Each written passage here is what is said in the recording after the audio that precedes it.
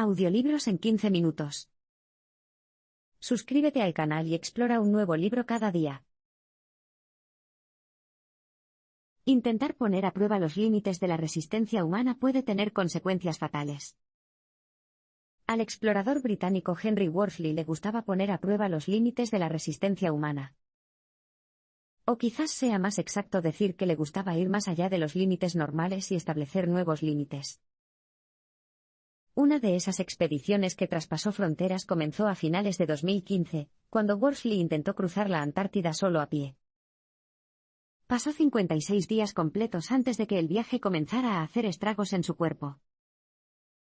La noche del día 56, una dolorosa indigestión le impidió dormir. Así que al día siguiente Worsley intentó descansar, pero a falta de 200 millas por recorrer, no podía darse el lujo de tomarse demasiado tiempo libre. A medianoche, con el sol polar aún cayendo sobre él, reanudó su viaje, cuyo tramo actual consistía en subir a la cúpula de los Titanes, una montaña de hielo que alcanzaba su punto máximo a 300 metros sobre el nivel del mar. A cada paso que daba, Worsley se enfrentaba a fuertes vientos en contra que arrastraban capas de nieve contra él mientras jadeaba por respirar en el aire que se debilitaba. Después de 16 horas, Worsley tuvo que parar para tomarse otro descanso. Mientras Worsley caminaba solo, llevaba consigo un teléfono satelital en caso de que tuviera que pedir ayuda. Se trataba de una especie de arma de doble filo, podía salvarle la vida en caso de emergencia, pero también le daba tanta seguridad que su cuerpo superaba con creces cualquier límite razonable. Desde que comenzó su viaje, ya había perdido 48 libras de peso corporal. Sorprendentemente, Worsley duraría más de una semana, antes de que finalmente usara el teléfono para llamar a su equipo de rescate. En ese momento, había estado caminando durante 70 días, y estaba a solo 30 millas de su objetivo. Al día siguiente, recogieron a Worsley y lo trasladaron en avión a un hospital en Punta Arenas, Chile, donde rápidamente le diagnosticaron deshidratación y agotamiento. Pero eso no era todo. Los médicos encontraron signos de peritonitis bacteriana, una infección abdominal que requería una cirugía inmediata, y las cosas empeoraron rápidamente. La infección resultó ser excesiva para el debilitado cuerpo de Worsley y, el 24 de enero de 2016, sus órganos dejaron de funcionar y murió. Esta trágica muerte planteó algunas cuestiones importantes sobre los límites éticos y prácticos de estas expediciones que traspasan los límites. Es cierto que los humanos han regresado sanos y salvos de lugares increíbles y, en un abrir y cerrar de ojos, veremos las limitaciones del cuerpo humano, y por qué algunas hazañas son posibles y otras simplemente no. Instintivamente seguimos el ritmo para dar ese último empujón en las carreras de larga distancia. Mientras el autor trabajaba en su doctorado, corrió carreras de media y larga distancia para el equipo nacional canadiense. En un momento dado, se dio cuenta de que corría más rápido al final de la carrera, a pesar de que esto no formaba parte de su estrategia. Y eso lo llevó a preguntarse si esto le sucedía a todos. En 2006, los investigadores Tim Noakes y Michael Lambert publicaron un estudio sobre los patrones que encontraron entre los mejores corredores de larga distancia del mundo. Sus hallazgos mostraron un patrón consistente: después de empezar rápido, los mejores corredores disminuían su velocidad durante la parte más larga de la carrera y aceleraban al final, aunque se podría suponer que sus recursos energéticos se agotarían en ese momento. Un observador casual probablemente pensaría que este patrón es una decisión táctica, pero es probable que sea una respuesta evolutiva en nuestro cerebro. En la Universidad de Essex, el científico deportivo Dominic McLeurick quería aprender más sobre nuestra capacidad para controlar nuestro ritmo, y se preguntó si se trataba de un instinto que desarrollamos en un momento determinado de nuestras vidas. La curiosidad de McLeurick también se inspiró en el psicólogo suizo Jean Piaget, quien descubrió que el desarrollo infantil se componía de distintas fases conductuales. Así, en 2012, mientras trabajaba con niños de 5 a 14 años, McLeurick intentó determinar cuándo desarrollamos nuestra capacidad de controlar nuestro ritmo. Descubrió que la mayoría de los niños más pequeños, los menores de 11 años, corrían al principio y luego corrían cada vez más despacio a medida que avanzaba la carrera. Mientras tanto, los niños de 11 años o más seguían su ritmo de acuerdo con el patrón de los poseedores del récord mundial, reduciendo la velocidad en la sección media antes de terminar con un sprint. Según Mikleuricht y su colega científico deportivo Tim Noakes, este patrón de ritmo no es una estrategia, sino más bien una respuesta instintiva programada en el cerebro humano. Creen que está relacionado con nuestra época de cazadores-recolectores, y que se desarrolló como una forma de correr largas distancias mientras cazábamos, y de reservar energía en caso de que necesitáramos terminar la cacería con una última ráfaga de velocidad. Tener el cerebro cansado puede afectar tu resistencia física. En 2013, Samuele Marcora recorrió más de 6.500 millas en su motocicleta, de Londres a Beijing, una prueba de resistencia que también sirvió como continuación de su estudio a largo plazo sobre el componente mental del esfuerzo físico. De hecho, el viaje reforzó la creencia de Marcora de que la mente desempeña un papel importante en lo que podemos soportar. En otras palabras, la fatiga no es solo una experiencia fisiológica. En 2009, Marcora llevó a cabo un estudio en el que se pedía a la mitad de un grupo que jugara un juego de computadora que desafiaba la mente durante 90 minutos. La otra mitad tuvo la tarea de ver un agradable documental de 90 minutos, como la historia de Ferrari. Transcurridos los 90 minutos, se les pidió a todos los participantes que hicieran ejercicio en una bicicleta estacionaria hasta que se agotaran. Los participantes que acababan de ver televisión duraron, en promedio, un 15,1% más que los que habían jugado al juego de ordenador. Como no hubo diferencias fisiológicas entre los grupos, los resultados sugieren que la fatiga mental del complejo juego de ordenador provocó que los participantes que lo habían jugado se agotaran antes. El estudio de Marcora también apoya la teoría de que el esfuerzo percibido es un factor importante en la resistencia. El estudio del esfuerzo percibido se remonta a la década de 1960, cuando el psicólogo sueco Gunnar Borg comenzó a estudiar y medir esta cualidad. Borg estableció una escala de 6 a 20, donde 6 es la menor cantidad de esfuerzo percibido que una persona puede realizar y 20 el máximo. La investigación de Borg puso patas arriba la comprensión científica que prevalecía en aquella época sobre la resistencia, que trataba al cuerpo como a cualquier otra máquina, en el sentido de que seguía funcionando mientras la mecánica estaba en funcionamiento, que, en este caso, serían los músculos. Desde este punto de vista mecanicista, los sentimientos de agotamiento se deben únicamente al esfuerzo físico. Sin embargo, el modelo de Marcora llevó los hallazgos de Borg un paso más allá. Señala que el agotamiento total de un atleta es la combinación de la fatiga muscular, que crea la sensación inicial de un esfuerzo creciente, y la persona que alcanza su umbral máximo de esfuerzo percibido. Donde se cruzan la fatiga muscular y el umbral de esfuerzo percibido es cuando todo esfuerzo debe detenerse. Tener en cuenta el esfuerzo percibido marca una gran diferencia, ya que puede estar influenciado por una serie de factores mentales diferentes, como la motivación de una persona, y los mensajes subliminales que puede estar captando. Los atletas tienen una tolerancia al dolor más alta de lo normal, lo que mejora el rendimiento. El veterano ciclista Jens Voigt ha vestido el maillot amarillo del Tour de Francia 2 veces, después de haber estado a la cabeza de la carrera. Pero Voigt también es famoso por su amor por el sufrimiento físico. Como él dice, el dolor es solo una debilidad que hay que superar. La perspectiva de Voigt puede parecer extrema, pero hay muchos atletas que probablemente estén de acuerdo. Y probablemente sea esta disposición a sufrir lo que explique el hecho de que se haya demostrado que los umbrales de dolor de los atletas son más altos que los de la gente promedio. Uno de los primeros estudios sobre la percepción del dolor de los atletas fue realizado en 1981 por el psicólogo Karel Hirschberg, quien comparó la tolerancia al dolor de los nadadores de élite con la de los nadadores aficionados. El Dr. Hirschberg midió el dolor bombeando un monitor de presión arterial y deteniendo la circulación sanguínea en el brazo de un participante. Mientras lo hacía, se les dijo a los participantes que apretaran y abrieran el puño una vez por segundo. Su umbral de dolor se marcó como el momento en que informaron haber sentido dolor por primera vez, y la tolerancia máxima fue el instante en que pidieron que lo dejaran. Todos los participantes tenían un umbral de dolor similar, pero los nadadores de élite podían seguir contrayendo los puños durante mucho más tiempo que los aficionados.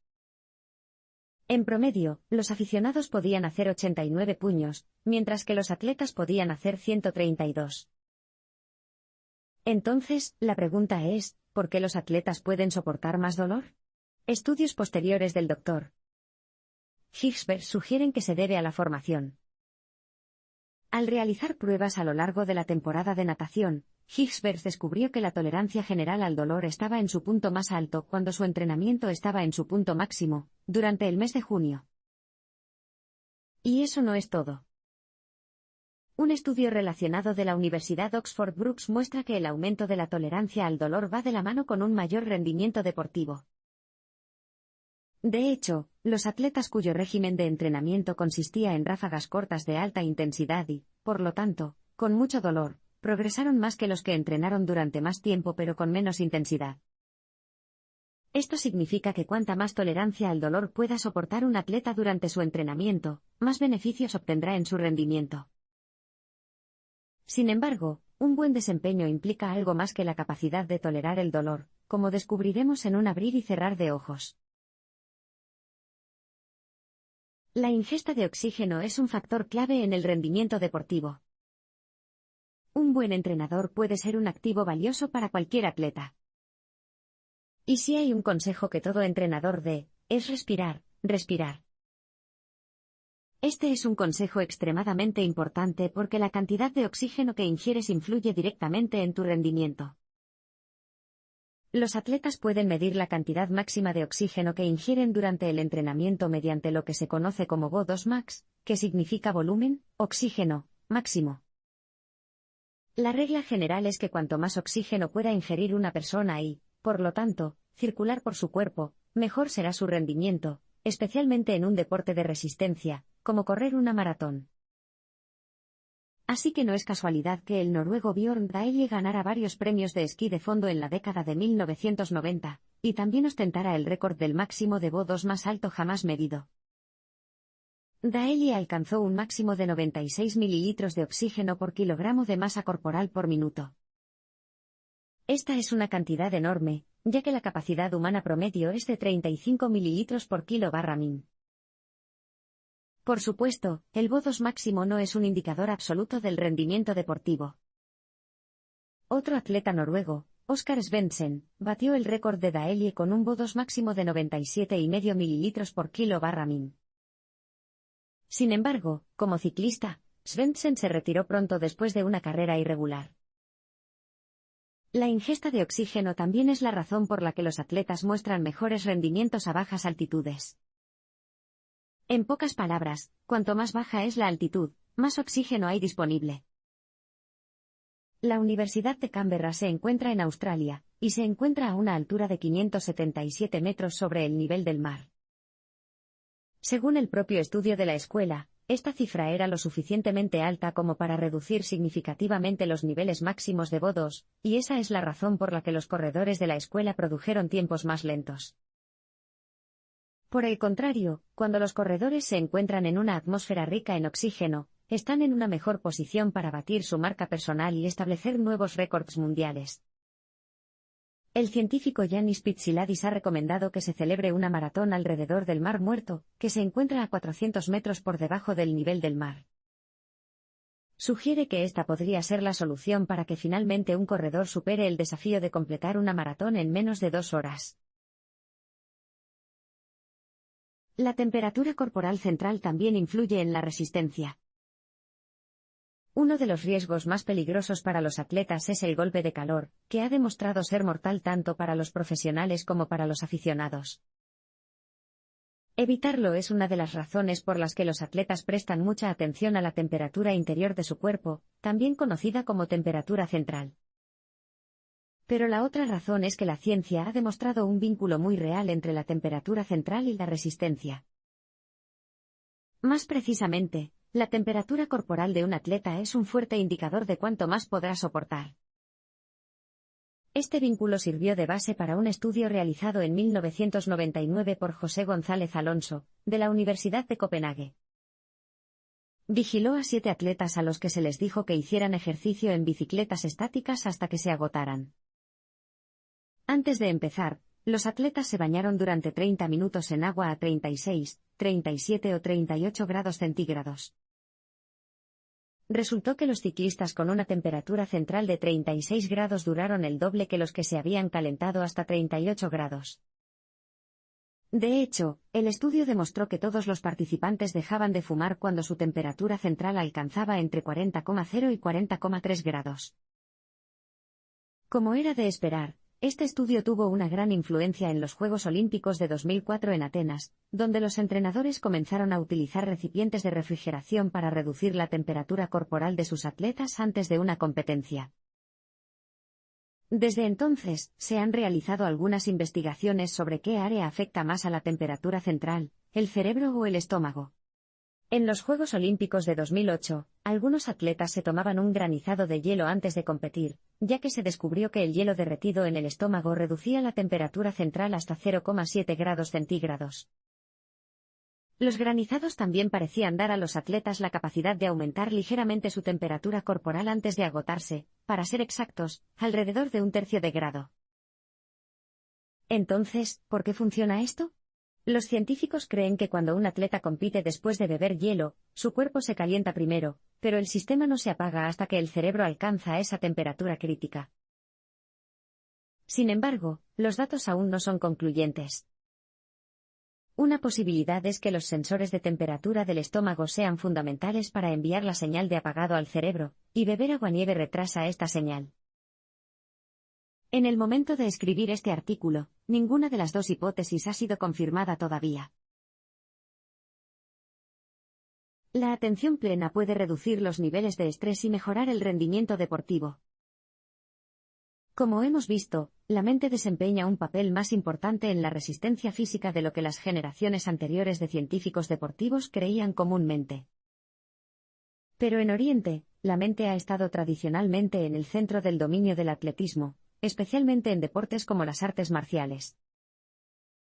Solo recientemente los occidentales han empezado a recurrir a filosofías orientales, como la atención plena, para obtener ideas sobre cómo lograr niveles más altos de resistencia. La atención plena se describe generalmente como prestar atención concentrada a cualquier acción determinada, y su introducción a los programas de entrenamiento occidentales se atribuye al neurocientífico alemán Martin Paulus. Estaba especialmente interesado en el efecto que tenía en los niveles de estrés de los soldados. El Dr. Paulus utilizó el concepto de atención plena del budismo zen, tal como lo enseñó Jon Kabat-Zinn, quien desarrolló un programa estructurado de 8 semanas destinado a reducir los niveles de estrés. Creía que la reducción del estrés ayudaría a los soldados a funcionar mejor en situaciones de alta presión. En un estudio de 2016, el Dr. Paulus probó los resultados de sus esfuerzos con soldados cerca de San Diego, California. A los soldados se les midió la actividad cerebral mientras los escaneaban en una máquina de resonancia magnética claustrofóbica. Mientras se hacía esto, el suministro de oxígeno a los soldados se alteró de manera impredecible, lo que a veces dificultó la respiración. Los resultados mostraron que los soldados que no estaban entrenados en la atención plena solían entrar en pánico cuando el suministro de oxígeno disminuía, lo que provocó un pico de actividad en la región de la corteza insular del cerebro relacionada con el estrés.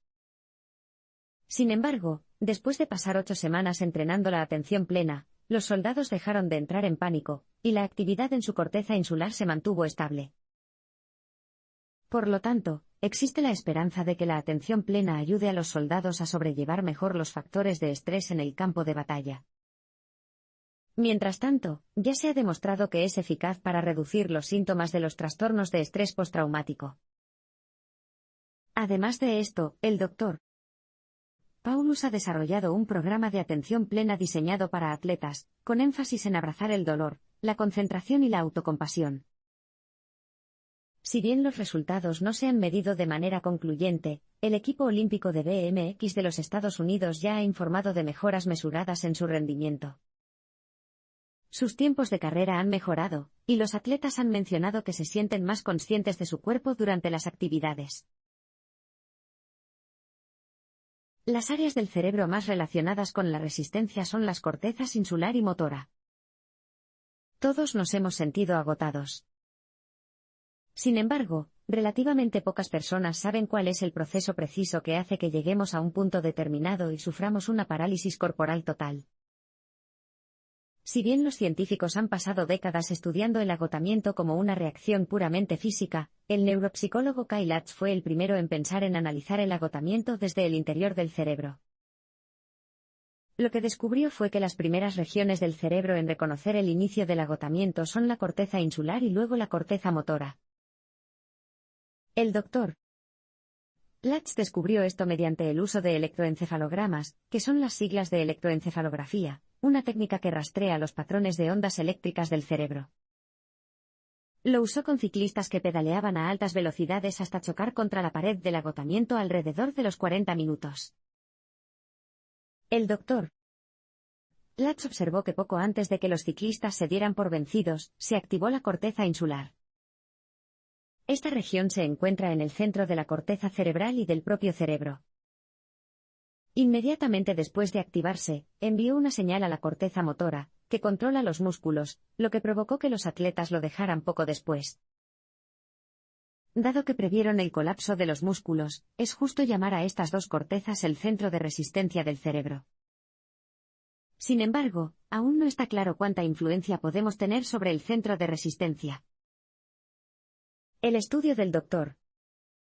Lutz sugiere que podríamos suprimir la sensibilidad de las neuronas de la corteza insular, retrasando así el mensaje a la corteza motora y, por lo tanto, a los músculos.